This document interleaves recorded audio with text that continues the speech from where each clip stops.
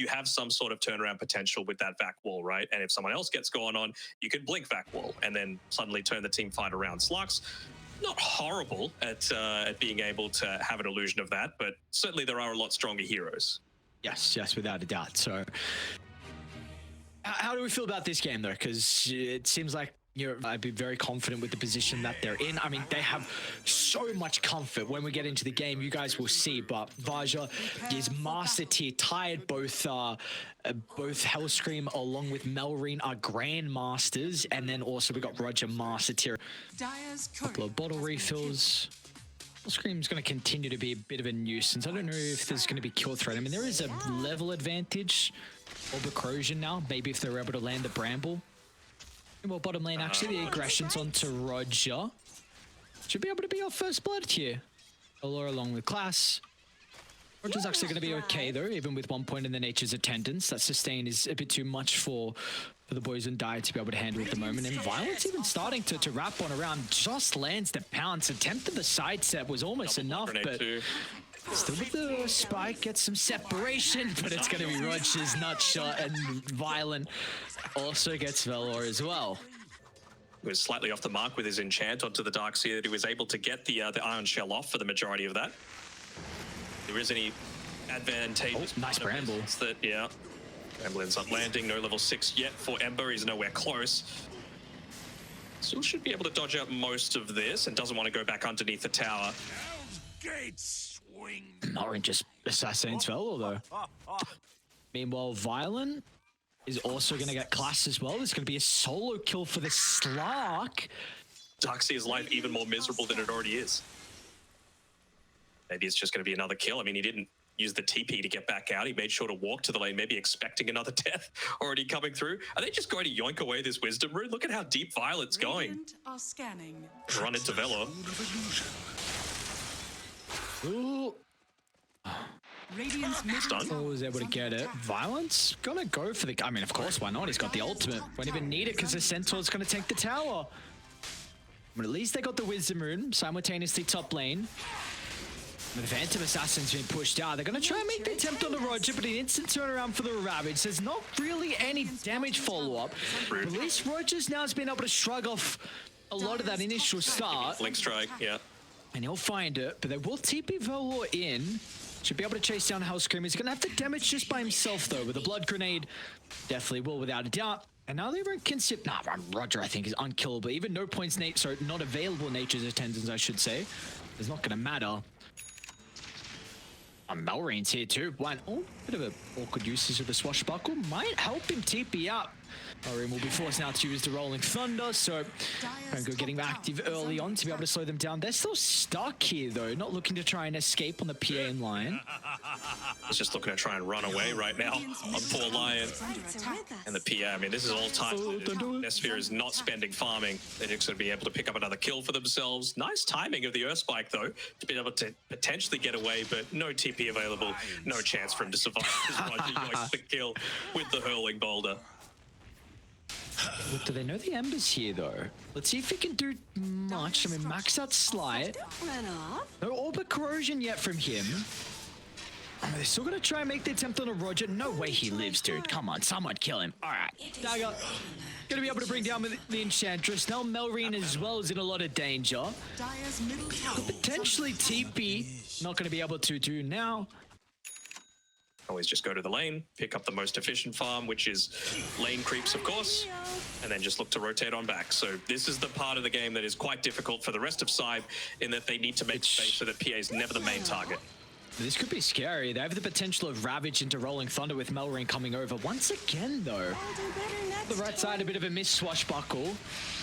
Have to use the ultimate to be able to catch up to both supports, but nonetheless, they are still killers. Darkseer's going to try and TP in. But there's not really much Class can do. Maybe amplifying Nesphere. But the Rabbit from Raja, and it was Hellscream to turn it back around. Now with a Pier committed inside the river, it's going to be up to Melreen with the last Swashbuckle to get the kill. Maybe it's just a Wild Wing Ripper. But a jump over the top. Even Violence here as well. It's going to be forced to retreat on the side of SIBE, and they should be okay at the moment.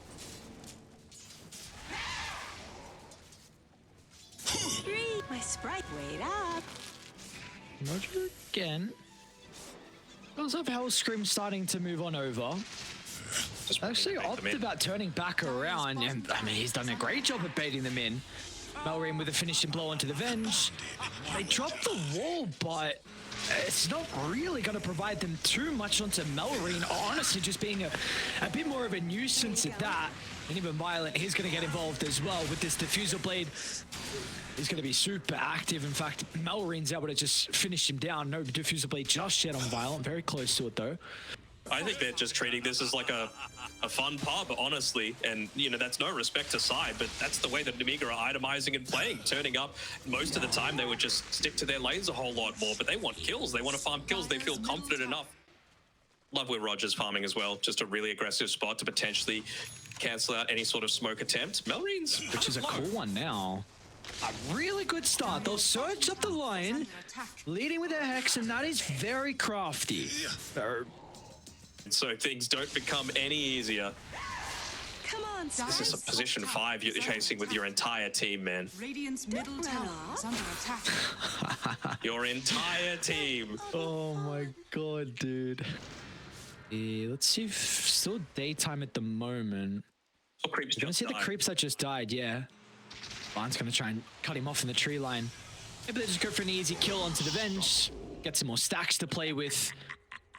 Of that time left with how many of these towers they're losing. Velo finally getting up onto that level 6, still only halfway towards the Blink Dagger.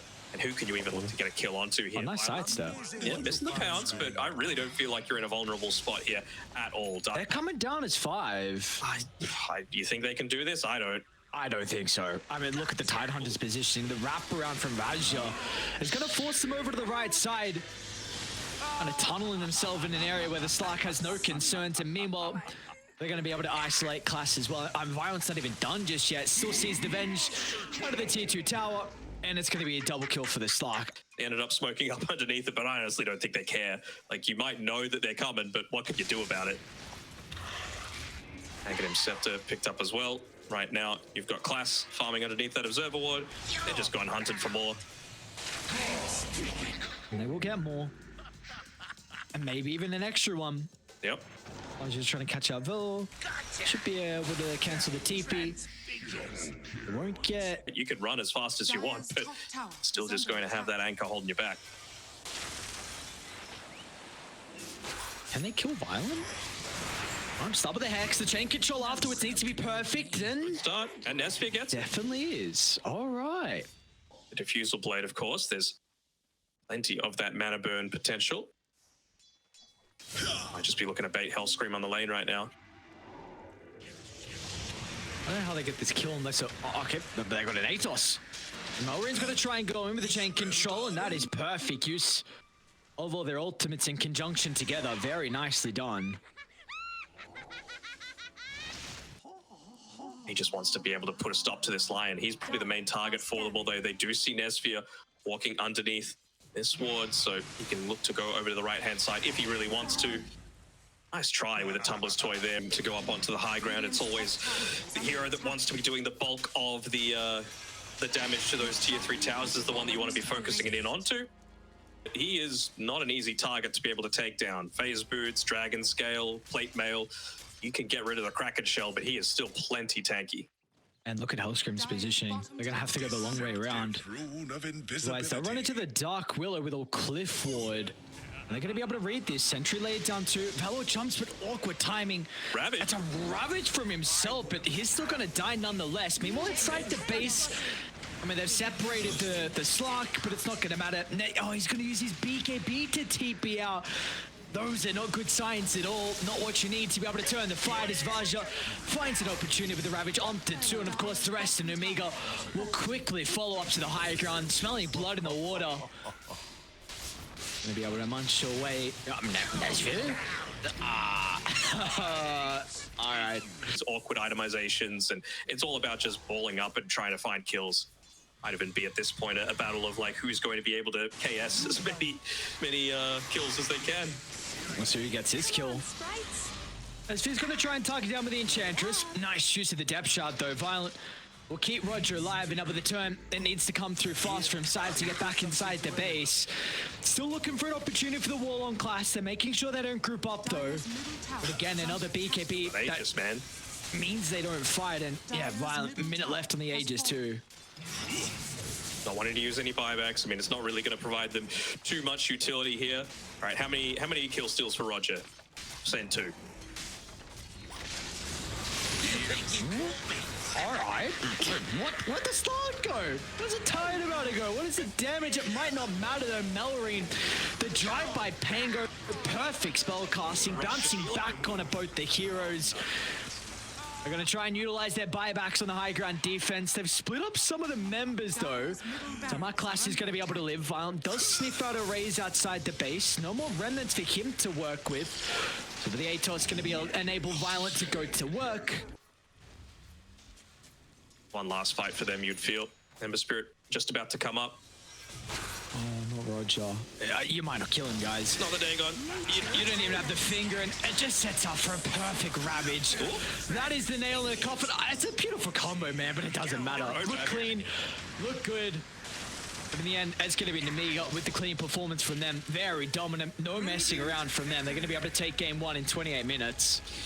Yes, indeedy, and another PA loss, unfortunately, another Ember Spirit loss. Honestly, this wasn't really like... I don't want to say it wasn't Ember's fault. You obviously had Melorine playing a fantastic game on his Pangolier, but when you're going up against a team like Nemiga that you know are already going to come out of the laning stage in a really good spot, you kind of need to pick something that's able to contest. I mean, I think Nemiga have the skill to be able to take it in 2-0 fashion, but I feel a lot stronger about SIBE's chances in this game too, just because I don't think they're going to get run over. Lanes might still not go amazingly for them, but I'm still interested to see what this Lina position 4 does as well. Like, what is the reason that Velor likes to keep spamming it out? Is it just for a lot of the burst damage that you might be able to get? It feels like it can do a decent body of work. Clearly, he knows something that we don't, so we'll have to see how he's able to put it into practice. We'll have to see, indeed, as we do get ourselves underway for our second game. And it's elimination series, elimination game as well now for SIBE as well, with the backs against the wall. A couple early tips over for Nesfear, so... 1 point now actually has better value than what it used to in terms of the mana cost, so maybe he's going to look to put more points into the Dragon Slate now with all the buffs it had. Nice jump from Violent. Exact timing that the LSA might not win the man fight. He's got to decide pretty quick, and once he goes back in with the activation of the Fairy Fire, jumps over from the Hawk. It will still connect, but it's not going to be enough damage. Could you ask for a better rune than a haste? Straight top. I was going to TP top straight away. See you later, class. Yeah, that was good knowing you, brother. Melorine's even going to wave him goodbye as well. He gets the kill. It'll be the dino that gets it as well. To walk through those range creeps. He wanted it so bad. Is wasting a decent chunk of time. This is pretty much death if he goes for it. Well, it's just going to have to be on the mark. Oh, might be able to get it. Yeah, a little bit too early with the LSA. So, all right, it's still going to be a kill nonetheless, but you get the Wisdom Room. Of course, Melorine gets it as well, so some more experience for him. I'll play it again. Melorine off the back of the death. Instant TP here to class. And this is what you need to be able to enable a Phantom Assassin, continue to gank his lane, and continue to find the kills for Violent. It'll be Melorine that finds it with the last second use of the Pulverize. Cat maybe even going for a backstab here onto Velor as soon as he reveals himself on that lane. How do they see him? I don't know. The Clifford? Nah, it doesn't go that far. Yeah, dude, I had no idea how they saw him. Again, dude, class. We're gonna try and TP the Dream Protector in lane with that tower and now the kill as well, but it's the side of the map which is the big concern. I'm kind of surprised with how much farm class still has. Thought there was going to be a bit more. Not quite in the vision range, but it's going to be too slow to be able to disrupt the majority of these stacks being taken. Actually, Violent split from the team. He went a little bit too early. We'll jump over the Tree Protector. It's not going to matter though. So it will be a 1-for-1. But now even Hellscream's stuck at the bottom of the lane. Roger can maybe dissuade them. Still no false promise for them to work with. At least the Fate's Edict's going to mitigate some of the damage. Hellscream can turn if he wants, but the Terrorize actually going to use the Bedlam onto Melry, and that'll probably be enough damage to get the kill onto the tree. Not enough just yet. They're going to knock him on the high ground as well, so tree will live. And Erase is out of mana. Spellcasting, not much more to follow after those round of spell. I know he's still there.